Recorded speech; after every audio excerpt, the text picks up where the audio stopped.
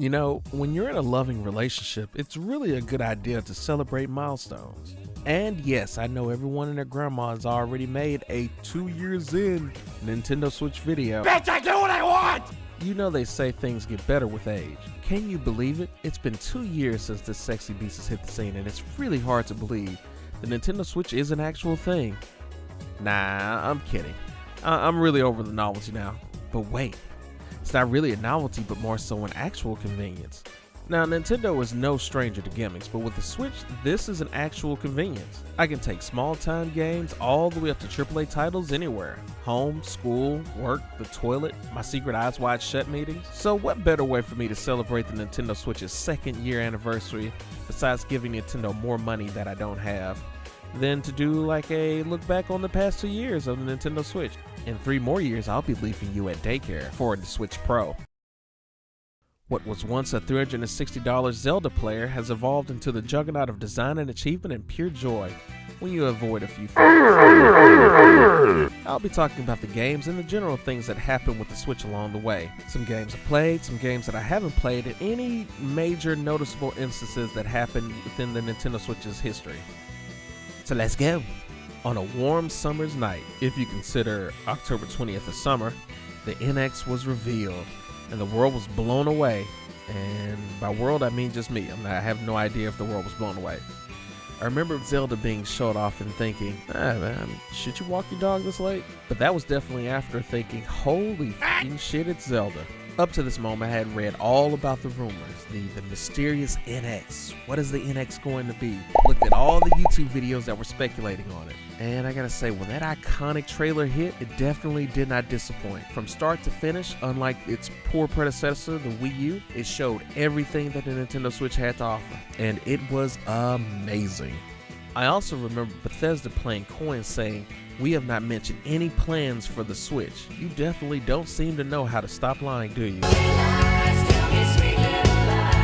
You know, I also remember wondering, why the f*** would you stop playing basketball to sit down and play basketball? Like, I don't think you would expect to see a surgeon come home from a long day and be like, you know what I want to do? Play Surgeon Simulator. Or a NASCAR driver come home and play Forza. Wait, does NASCAR still exist? Also, Karen, the Switch may be awesome, but don't you want to have real conversations? Also, why the hell do you have 4 rings on? Like, no guys, look. 1, 2, 3, 4 rings. That must be a mighty strong pimp hand. And guide my pimp hand and make it strong, Lord! Also, what the f***, Nintendo? It's been 2 years and I've yet to have gotten this dock yet. It was sexy, it was new. It was a tablet with 2 controllers attached to it. Hey guys, I still love the Switch. January, Nintendo has its very first direct regarding the Switch. This is the first time that I got to see man voted most likely to break your fingers and still managed to find time to make it to his daughter's parent-teacher conference, Kimishima, hit the stage. This was also the first time I got to see street performer impersonator Koizumi hit the stage. And I gotta say, it's always a pleasure to see him work. That's hot. Koizumi showed off the incredible nature of the Joy-Cons. I don't really use them that much. Just kidding, I love these little bastards. But make no mistake, these are indeed bastards. I've had to replace these about 3 times. 1-2 Switch came out to what the fuck affair.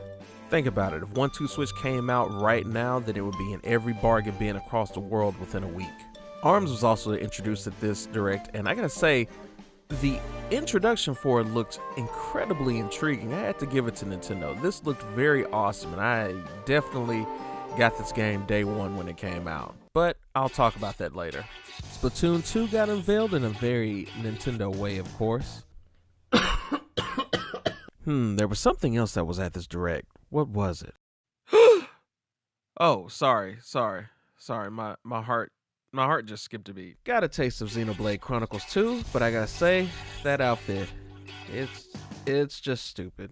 Fire Emblem Warriors, we got the appearance of the Chad. We've got to have money. Breath of the Wild, of course, was shown off in all its wondrous splendor. This really made me excited for Breath of the Wild. I already love Zelda so much, but will Breath of the Wild herald in the old Nintendo that we've all longed for? You're damn right it will. The Switch there was announced for March 3rd. When March 3rd hit, Nintendo showed that it was a force to be reckoned with. See, the gaming industry had a bit of a rocky story on its hands. Nintendo, for the better half of 2014 through 2016, was a beaten, battered version of its former glory. It had been body slammed by poor marketing, a difficult system to make games for, and developers saying, fuck it, these two systems are so alike, it's less work for me, so I'll just put them over here instead. Nintendo was bloody and beaten down over and over, but not out. Little did our feeble brains know what Nintendo was cooking up with the hero among men, Iwata. You know how when people say you're thirsty for a girl, that's exactly what it was like for me in the Switch. And when midnight hit, I took a gulp. People all across the country lined up overnight just to get their hands on the Nintendo Switch.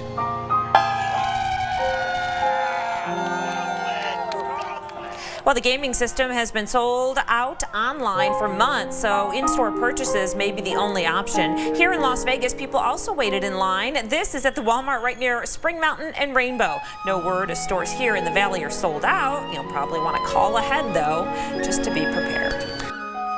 March 3rd was finally here, and the Nintendo Switch launched with 4 physical titles and 1 $50 tech demo. And the Nintendo Switch eShop launched with 4 digital titles. I've got to give it to them. Nintendo was pretty smart here. There was rumors going around that Mario was going to be launching with the Nintendo Switch, but Nintendo knew that only the hardcore Nintendo fans, or in which are the same fans that like Zelda, are going to be picking up the Nintendo Switch day one. So I have no idea if they switched it around or not. That's just a rumor. Zelda ended up launching with the Nintendo Switch. Me, myself, I picked up Breath of the Wild, of course, Super Bomberman, Fast RMX, and Snipper Clips. Bomberman, sins committed aside, ended up being pretty fun, though I admit I am a sucker for multiplayer. Anything that can get a group of people having a good time is a-okay in my book. Snipper Clips was a surprise to me, mainly because I just wanted something extra to play on my Switch, but lo and behold, finding out, it's a fun little treat. This is easily a boyfriend, girlfriend, or family type of game.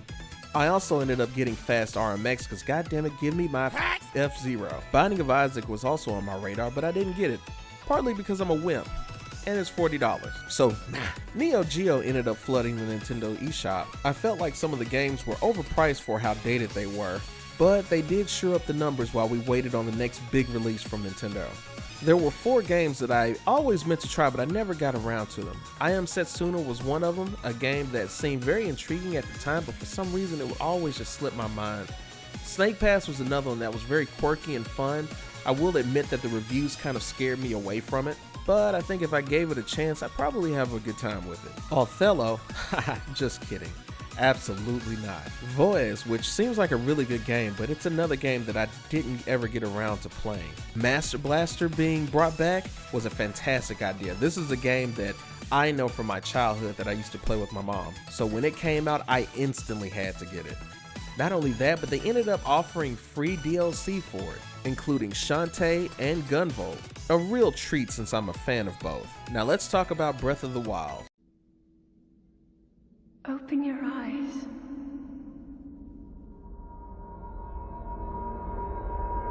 Open your eyes. Wake up, Link.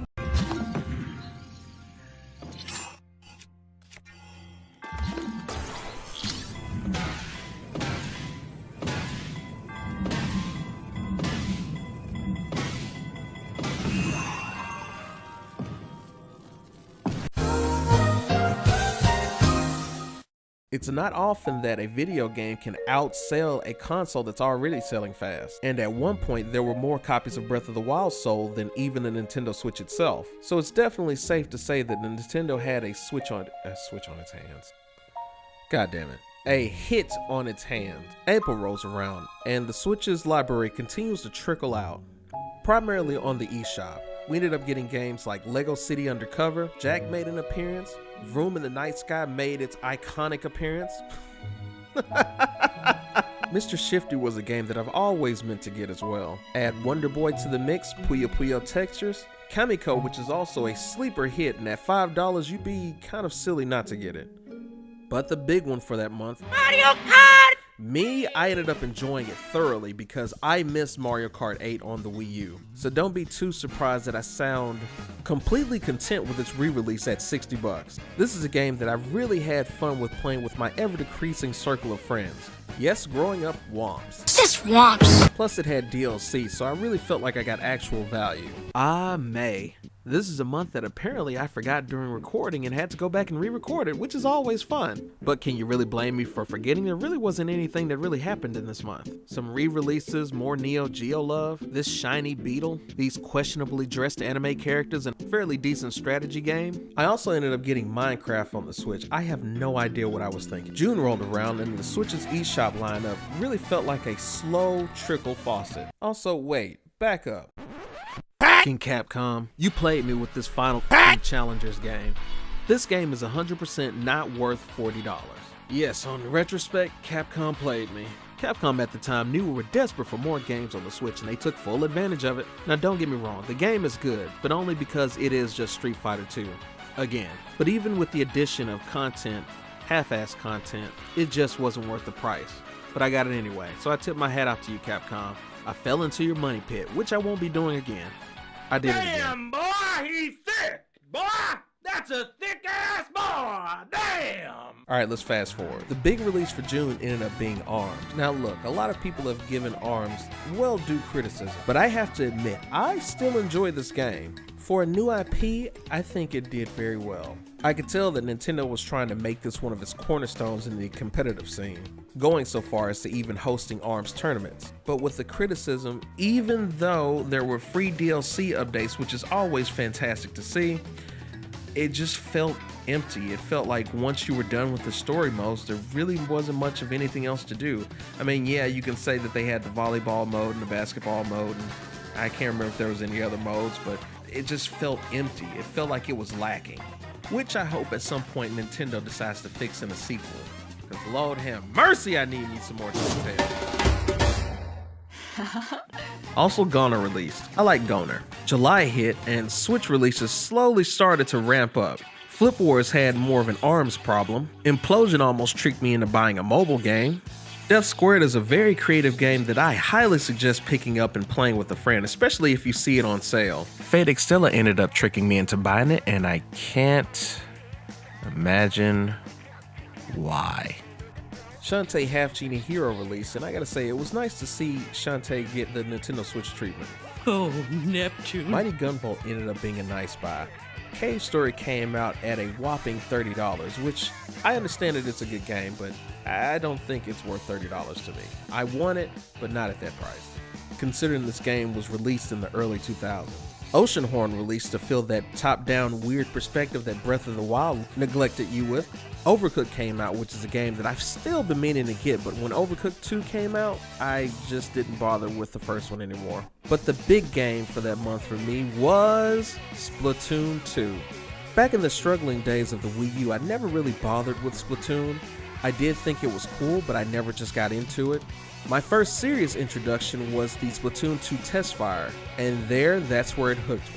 I thought Splatoon was a fantastic game to play. It was something that was so new, so different, so Nintendo. This game isn't perfect, but it's definitely hard to put down. And the fact that Nintendo has also offered 2 years worth of free DLC, I gotta say, this game is a fantastic game to pick up. August rolled around and we were really getting an influx of games coming into the Switch eShop. By then, my retro fetish was really starting to heat up. Some of my favorites among these were Retro City Rampage, Slime Son, Phantom Trigger, Azure Striker, and oh my sweet yes baby, Sonic Mania. Sing with me, oh happy day.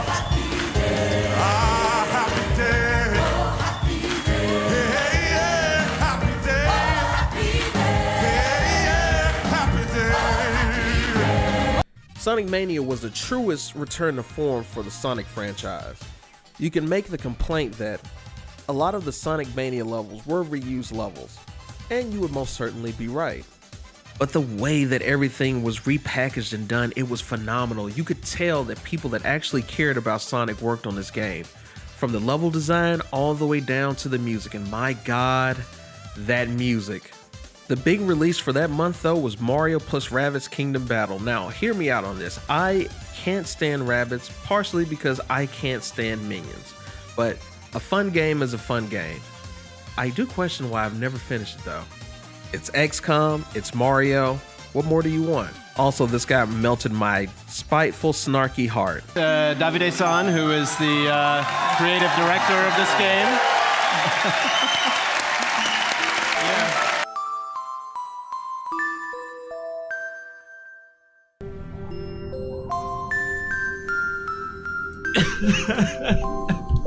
September rolled around and things really started to ramp up in the eShop. Lich Spirit was a game that I always had been interested in, but it's yet another game that I had never gotten around to getting. Rayman Legends was one of the bigger titles that released that month, and while I do regret getting it at full price because it's been on sale fairly often as of late, I still feel like it was a good purchase. You can never go wrong with the SteamWorld Dig title. Thimbleweed Park is a game that I have yet to play. I've had it sitting on the Switch forever, but I've been meaning to play it because I hear that it's really good. Dragon Ball Xenoverse 2 and Pokken Tournament DX also released for the Switch, and I gotta say, I regret my decision because it hurt my wallet. Just like with Mario Kart 8 Deluxe, I wasn't really bothered by buying Pokken Tournament because I never bought it on the Wii U, so it was a new experience to me. Dragon Ball Xenoverse 2 I really liked, but I stopped once I found out that females couldn't have Super Saiyan hair. They just changed the color. Come on guys, I need equality here. Astro Bears Party is another good multiplayer game that's great for you or friends and your family. Golf Story I would say for that month had to be the sleeper hit. You've heard it from plenty of other people, you definitely don't need to hear from me. Fantastic game. Get it if you haven't gotten it. Bandai Namco wouldn't put One Piece Unlimited World Red on sale. Bandai Namco. October was a huge month for the Nintendo Switch. The feeling of an avalanche started to get very real. Lovers in a Dangerous Space-Time is a game that I still regret not getting, and one day I'm going to get around to it. The same goes for Axiom Verge and Oxenfree. Stardew Valley, I highly doubt that you need me to tell you what to think about Stardew Valley. Just when you get it, get it. The two biggest releases of that month were Fire Emblem Warriors. Man, that was a mistake releasing it here because Mario Odyssey also released in that month, and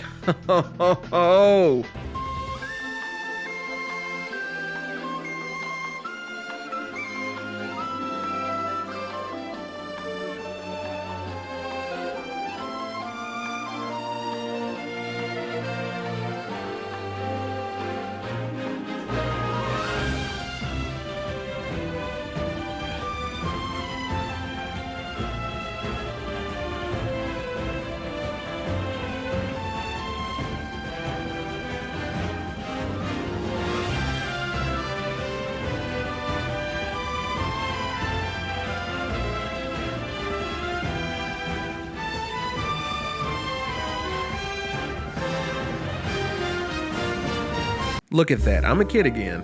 November rolled around and it's safe to say that Farming Simulator was the greatest game that was released that month. You don't take me seriously anymore? I don't blame you. Sonic Forces was a mistake. True that. Hulu released in the eShop. 2 years later, still no Netflix. Some other good smaller titles released on the Switch, or I guess re-released onto the Switch. You've got VVVVVVVVV, along with Rocket League.